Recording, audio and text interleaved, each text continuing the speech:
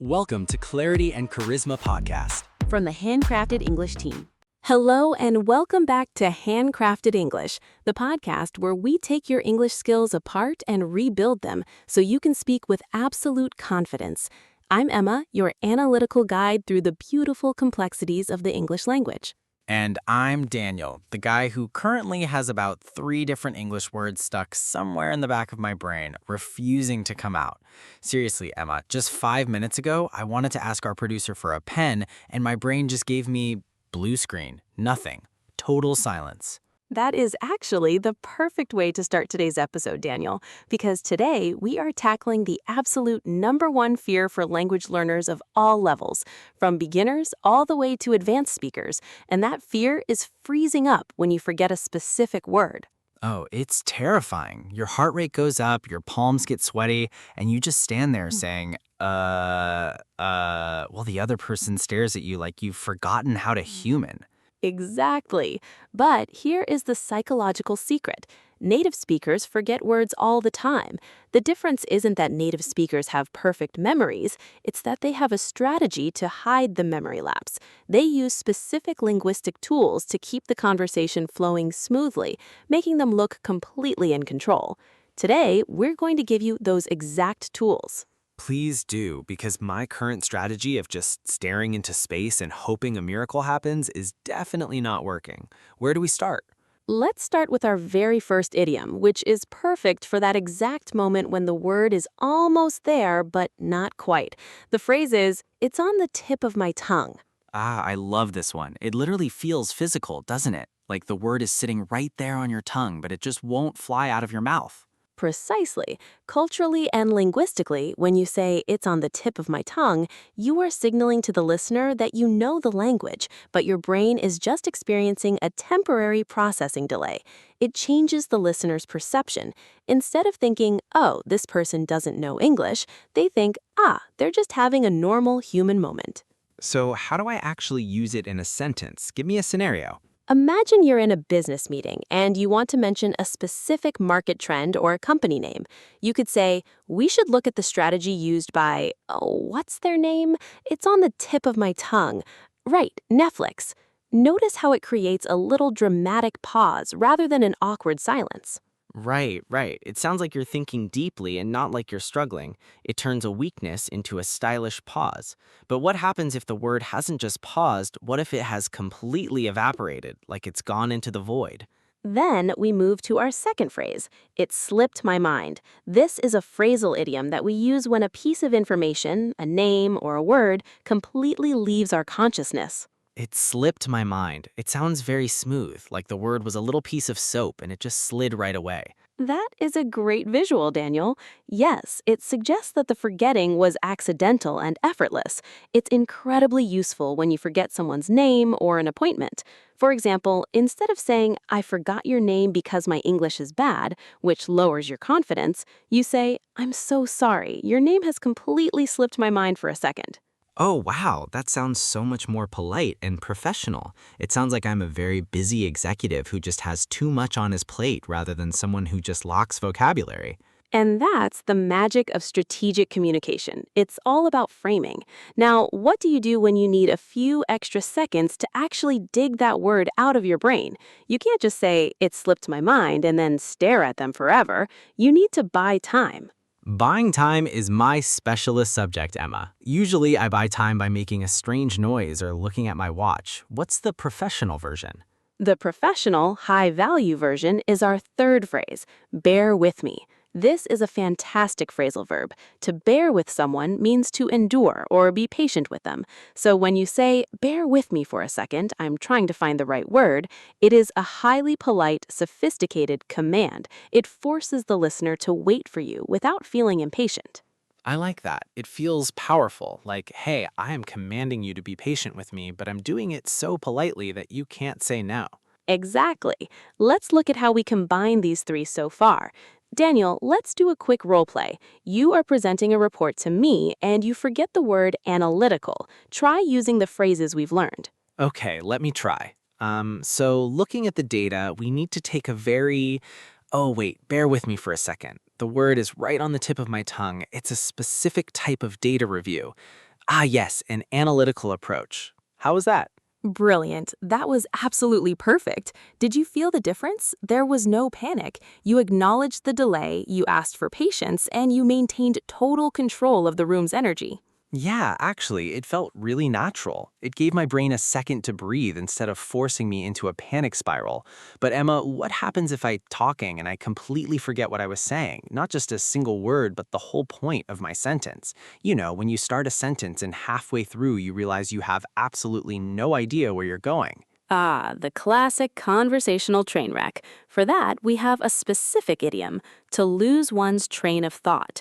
Think of your thoughts as a train with many cars connected together. If the train breaks, the cars stop moving. I lose my train of thought at least 5 times a day, even in my native language. So when it happens in English, it's double the trouble.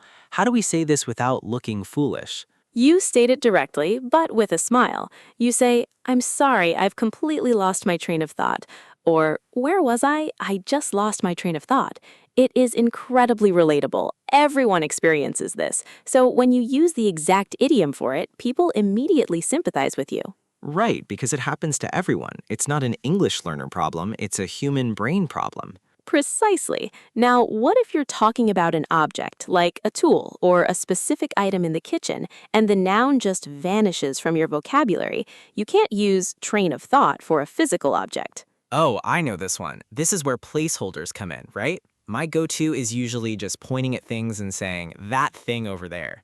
Pointing works, but it's not very articulate. Instead, native speakers use our fifth concept, placeholders like, what's the word, or what do you call it? In casual speech, these can even blend into single words like whatchamacallit or thingamajig. But for our A1 to B2 learners, keeping it simple with what's it called or what's the word is the safest and most natural route. Oh, I see. So instead of just freezing and going completely silent while searching for the exact noun, I can just drop in a what's the word or what do you call it to keep the rhythm of my sentence alive. Like, could you pass me the, what do you call it, the stapler? Exactly, Daniel. You see, human brains naturally listen to the rhythm of speech. When you use a placeholder like, what do you call it, you keep the musical rhythm of the English language alive. The listener doesn't feel like the conversation has crashed. They just feel like you're searching for a tool. It sounds incredibly native. Wow, that's a game changer for me. It takes away so much of the pressure. But wait, Emma, what about our sixth and final target phrase? What happens when somebody else mentioned a word or a detail earlier in the conversation, and you need them to repeat it because you totally forgot it? Ah, yes. When you need to ask someone to bring a piece of information back into your conscious mind, you use the phrase, refresh my memory. Refresh my memory. That sounds like pressing the F5 or reload button on an internet browser. Like my brain is a laptop screen that has frozen and I just need a quick update. That is an incredibly accurate metaphor. Yes, to refresh means to make fresh again. So when you ask someone, can you refresh my memory on that? You're politely asking them to repeat a detail. It sounds significantly more professional than saying, I forgot what you said, or can you say that again because I wasn't listening? Oh, absolutely. I forgot what you said sounds like I don't care about the other person. But could you refresh my memory sounds like I'm actively engaged, but my memory database just needs a tiny update. How would that sound in a real-life conversation? Let's say you're talking to a colleague about a project deadline.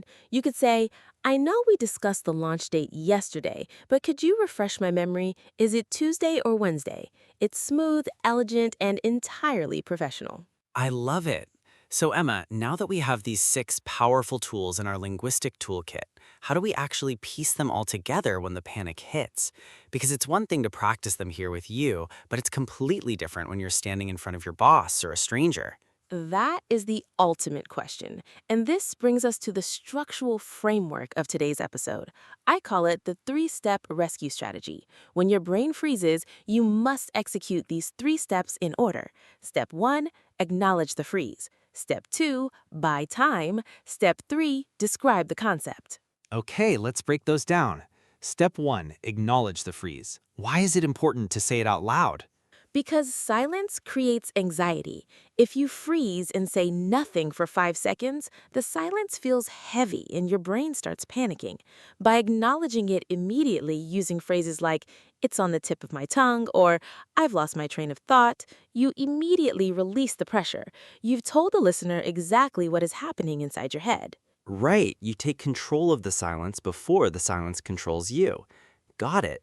And what about step 2, buying time? Once you've acknowledged the freeze, you use your time buyers like, bear with me for just a moment, or let me think for a second. This gives your brain's neural pathways the vital time they need to actually find the word without feeling rushed by the other person's gaze. And step 3, describe the concept.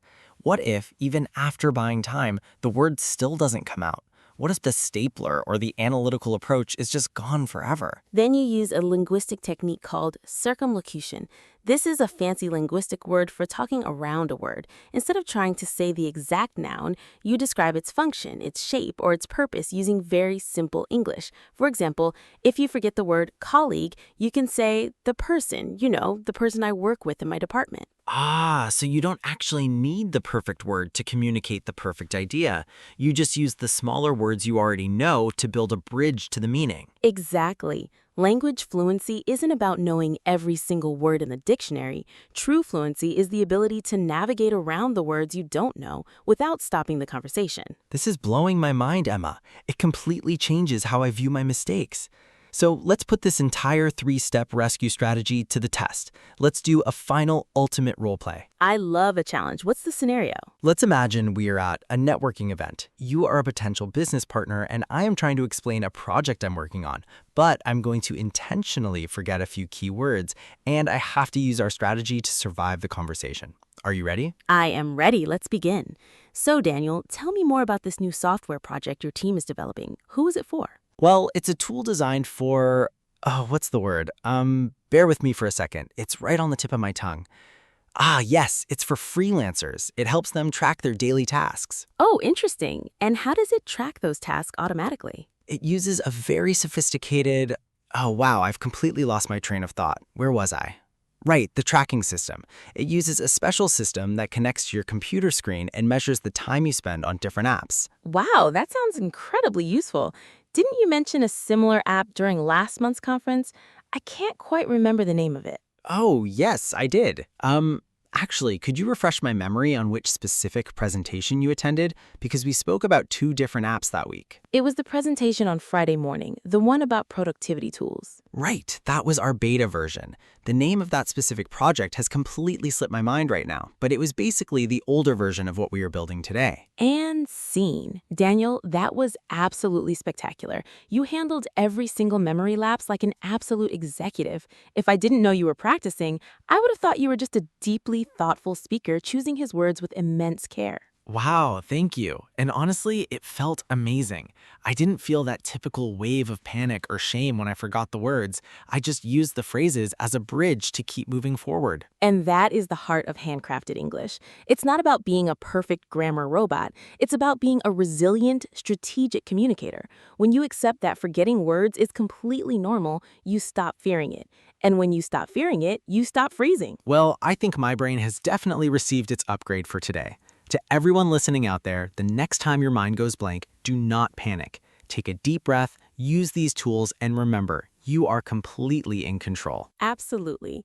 Thank you so much for hanging out with us today on Handcrafted English. Don't forget to review the target vocabulary table in the description below. Practice these phrases in your next conversation, and we will see you in the next episode. Bye, everyone. Keep talking and don't let those words slip away.